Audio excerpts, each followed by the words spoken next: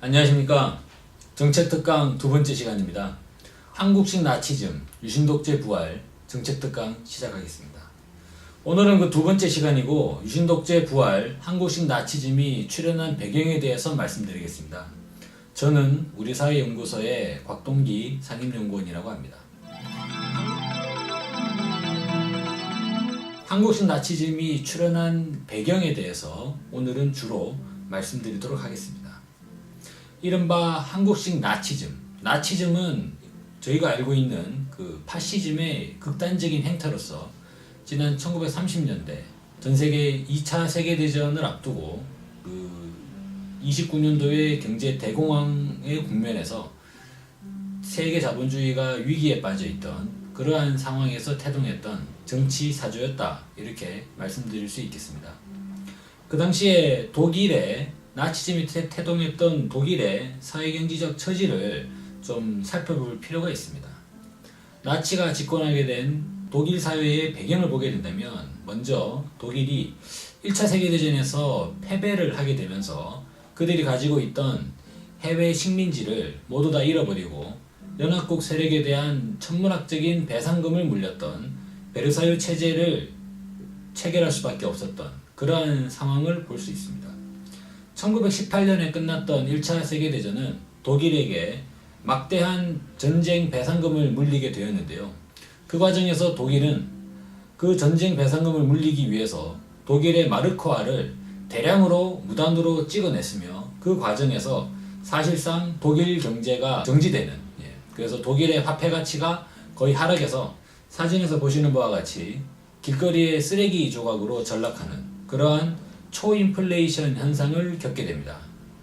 사실상 독일의 이 경제를 운영하는 화폐가 길거리에 돌아다니는 쓰레기 조각으로 전락했다는 점에서 독일 경제는 사실상 완전히 중단되었다라고 볼 수 있겠고요. 1929년 대공황이 미국을 중심으로 한 것이죠. 대공황이 이제 촉발이 되고 전 세계 자본주의가 위기에 빠져들게 되자 독일 사회는 더욱더 혼란과 위기 국면이 증폭이 되게 되었습니다. 그런 과정에서 1930년대 히틀러 나치가 집권을 하게 되었는데요. 나치는 일정한 맹목적인 국가주의에 의거한 그러한 통치 이념을 내세웠습니다. 사실상 29년도 대공황 이전에 자본주의 국가들을 보게 된다면 초기 자본주의 국가들로서 그것은 시장에서 보이지 않는 손에 의한 자동적인 금융을 주장을 하면서 자본 세력에 대한 규제를 전혀 용인하지 않았습니다.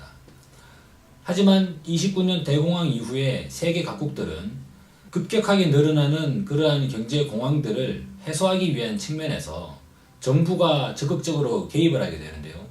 그 과정에서 미국의 루즈벨트 정부는 이른바 뉴딜 정책이라고 해서 사회 간접 자본, SOC 부분에 집중 투자하는 방식으로 미국의 실업률을 잡게 됩니다.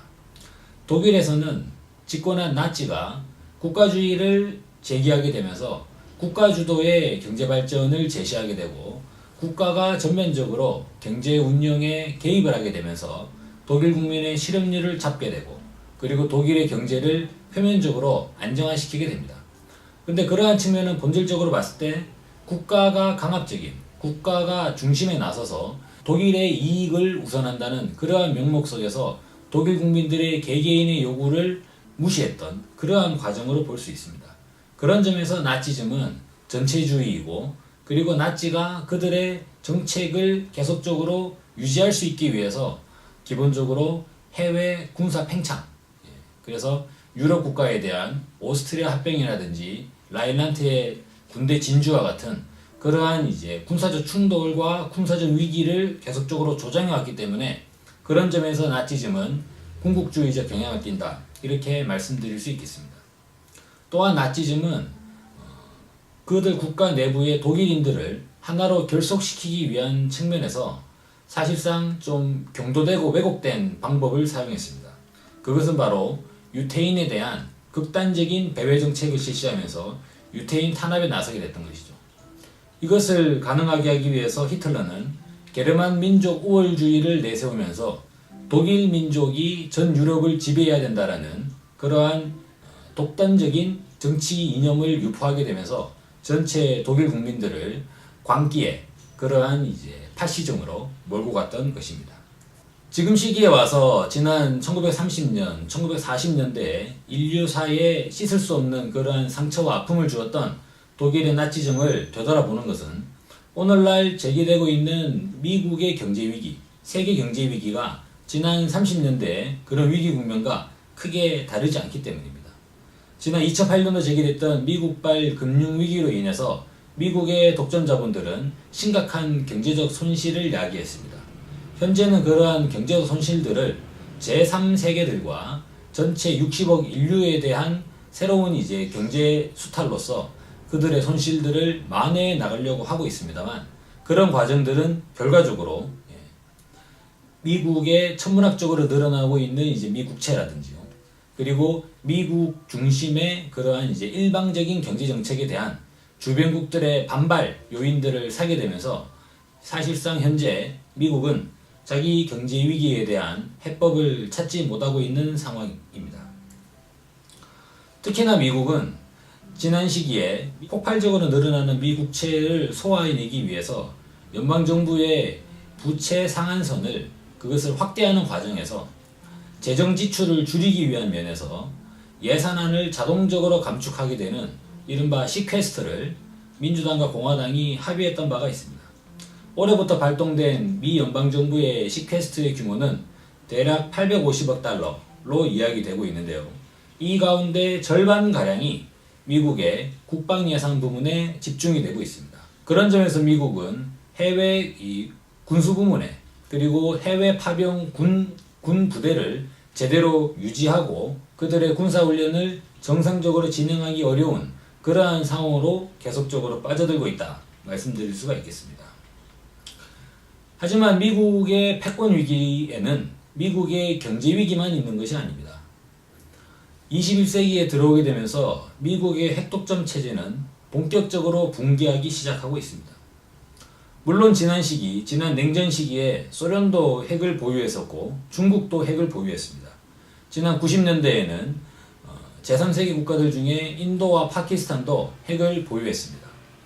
하지만 그런 나라들의 핵 보유는 미국과 핵전쟁을 결심하지 못하는 그리고 미국과 적대적으로 핵전쟁을 수행할 만큼 그러한 적대적 국가들이 아니었기 때문에 미국의 핵독점 체제는 그럼에도 불구하고 여전히 유지되었다 이렇게 말씀드릴 수가 있겠습니다. 하지만 지난 2006년 북한의 제1차 지하 핵실험과 2009년 5월달에 2차 핵실험 그리고 올해 2월달에 있었던 제3차 핵실험을 통해서 북한은 사실상의 핵보유국으로 자리 잡게 되었고요. 지난 2012년 12월달에 북한의 은하 3호 즉 광명성 3호 2호기 인공위성을 발사하기 위한 은하 3호 로켓 발사를 북한이 성공하게 되면서 이것을 대륙간 탄도미사일의 기술로 전용했을 때 북한이 사실상 미국 본토를 타격할 수 있는 대륙간 탄도미사일의 보유 가능성을 보이게 되면서 미국의 핵독점 체제는 본격적으로 붕괴하게 되었습니다. 상황이 이렇게 되자 국내의 보수 세력들은 그야말로 위기에 빠져 있는 상황입니다. 한국의 보수 세력들의 본질적 속성에 대해서 말씀드린다면 오로지 한미동맹에 의거해서 미국에 기대어서 그들의 기득권을 유지해왔던 그러한 60년의 역사, 즉 종미의 역사였다고 볼 수 있습니다. 미국이 위기에 빠지고 미국의 세계 패권이 위기에 봉착하자 한국의 종미 보수 세력들이 급격한 위기의식을 느끼고 있다. 이렇게 말씀드릴 수 있겠습니다. 그러한 과정에서 지난 2012년 대선에서 국가정보원이 불법적으로 대선에 개입을 했음이 폭로가 되었으며 그로 인한 전 국민적 분노가 촛불 시위로 촉발했던 점이 있습니다. 상황이 이렇게 되자 한국의 종미 보수 세력들은 그들이 지난 60년간 그러하였던 바와 같이 오로지 한미동맹에 더욱더 매달리면서 한미동맹을 강화하는 방법을 통해서 그들의 기득권을 하루라도 더 연장해 보고자 노력을 하고 있는 상황입니다. 그런 과정에서 전반적으로 한국 사회의 군사화가 더욱더 두드러지게 나타나는 경향을 볼 수 있습니다. 단적인 예가 올 10월 1일에 군 시가행진을 볼 수 있는데요.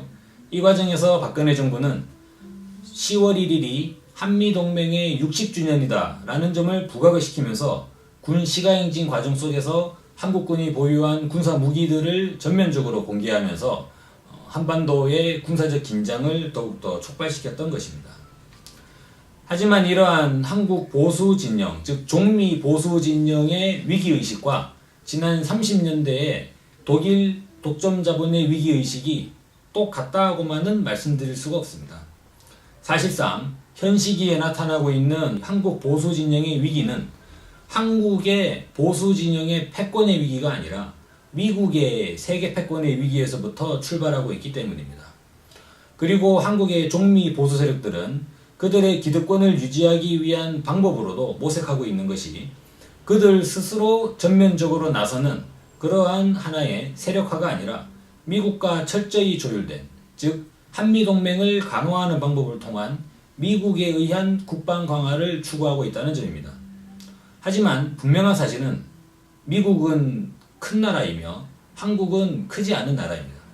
한국의 보수 세력들이 그 아무리 종미적 노선을 추종한다 하더라도 이미 패권을 상실한 미국을 먹여 살릴 수는 없는 것입니다. 그런 면에서 한국의 종미 보수의 몰락은 불가피하다 이렇게 말씀드릴 수 있으며 한국 사회 그리고 전 세계는 민주화 시대 그리고 우리 국민이 전 민족이 바람하지 않는 조국 통일의 시대가 결코 머지 않았다 이렇게 말씀드릴 수 있겠습니다. 오늘 말씀 이렇게 드리겠습니다. 고맙습니다.